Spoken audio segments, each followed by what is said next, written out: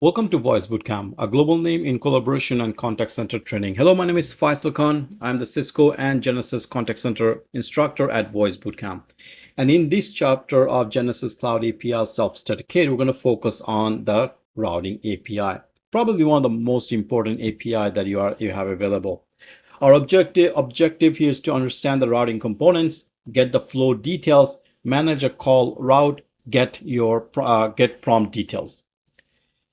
Now, the routing component of your Genesys Cloud CX will decide the IVR path of any incoming interactions, such as when someone dials the toll-free number,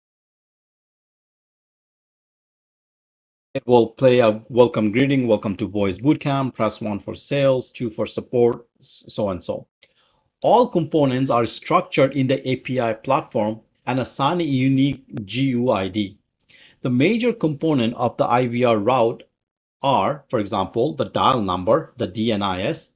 This is the phone number that customer will dial, and you may have multiple different type of phone number pointing to the same flow. It could also include, like, for example, schedules. Now, it's very important that contact center has to follow certain schedule capability, such as whether the contact center is available from 9 a.m. to 5 p.m. You'll go to one schedule, one flow. If it is after 5 p.m., you may want to play a different flow. If it is a weekend, you play a different flow for the weekend team. Or if it is a holiday or due to an emergency environment close, you will play different flow. So schedule plays a vital role in terms of for that matters.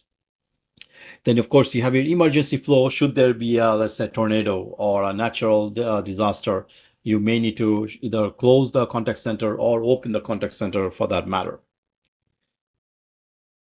Now, using API endpoint, you can collect information about the architect.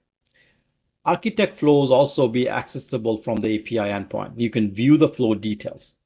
Now you must initiate a GET request to the following URL,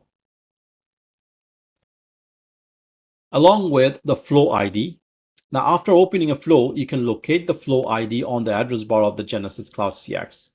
Now, the flow ID is placed immediately after the keyword flows. Now, obviously, it will return a JSON data also containing the creator details, last modified, and whatnot. So let's go take a look at how the architect flow will work, or how this particular URL can be used to obtain that information. For this to make sure, we must have a flow available in our environment.